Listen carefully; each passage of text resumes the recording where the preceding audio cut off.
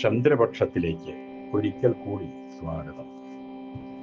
എന്തുകൊണ്ട് മയക്കുമരുന്ന്?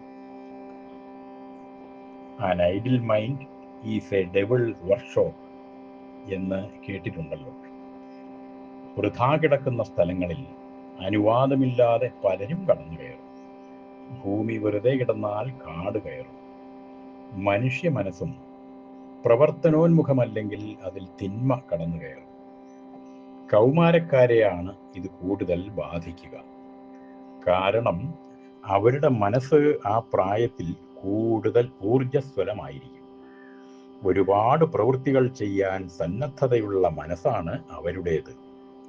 അതിനെ അലസമായി വിട്ടാൽ അത് കാട് കയറും. വ്യവസ്ഥയില്ലെങ്കിൽ തോന്നുന്ന വഴി സഞ്ചരിക്കും അവരുടെ മനസ്സ്. ഇന്ന് വിദ്യാർത്ഥികളുടെ പഠനഭാരം കുറയ്ക്കാനും പഠിക്കാതെ ജയിപ്പിക്കാനുമുള്ള വഴികളാണ് ഭരണാധികാരികൾ അന്വേഷിക്കുന്നത്.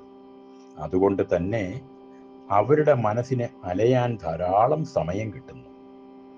മയക്കുമരുന്നിലേക്കും സാമൂഹ്യ വിരുദ്ധതയിലേക്കുമൊക്കെ തിരിയാൻ അവരെ പ്രേരിപ്പിക്കുന്നത് അവർക്ക് കിട്ടുന്ന ഈ അധിക സമയമാണ്.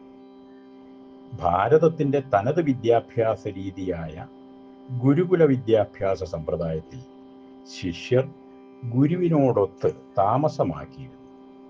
റെസിഡൻഷ്യൽ ആയിരുന്നു അന്ന് വിദ്യാഭ്യാസം. പാഠങ്ങൾ പഠിക്കൽ കഴിഞ്ഞാൽ പിന്നെ ജീവിതം പഠിക്കലായി. വിറക് വെട്ടൽ, വെള്ളം ശേഖരിക്കൽ, കാലി വളർത്തൽ, കൃഷി, ഗൃഹജോലികൾ, ആയോധന കലകൾ എല്ലാം ഈ കാലഘട്ടത്തിൽ പഠിച്ചിരുന്നു. 24 മണിക്കൂറും ദിവസവും പഠനം തന്നെ. ഒരു നിമിഷം പോലും അലയാൻ സമയം കിട്ടിയിരുന്നില്ല. അതുകൊണ്ട് പ്രതിലോമ ചിന്തകൾ അവൻ്റെ മനസ്സിനെ കീഴടക്കിയിരുന്നില്ല. ബ്രഹ്മചര്യ കാലഘട്ടം എന്നാണ് ഈ കാലം അറിയപ്പെട്ടിരുന്നത്.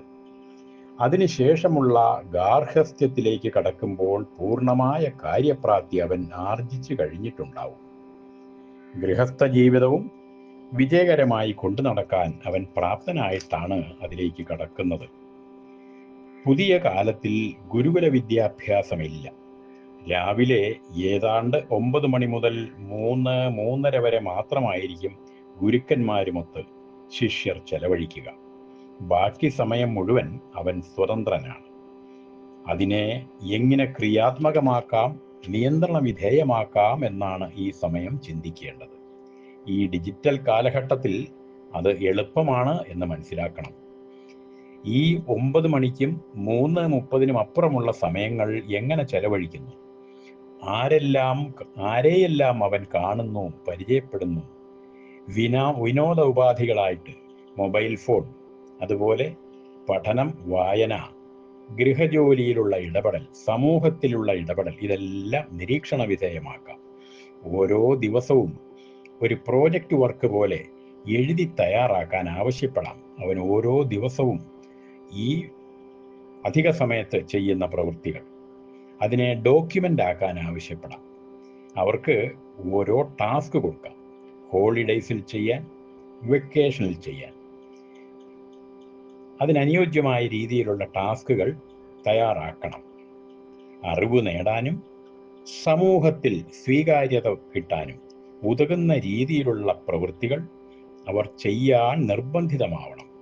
അതിന് ഗ്രേഡും മാർക്കും ഒക്കെ ഉണ്ടാവണം.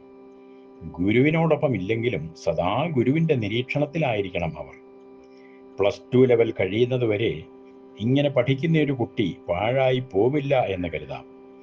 ഈ ഒരു മാറ്റം സ്വീകാര്യമെങ്കിൽ സമൂഹം ഒറ്റക്കെട്ടായി ശ്രമിച്ചാൽ നടപ്പാക്കിക്കൂടെ? ചിന്തിക്കുക. ഹരി ഓം.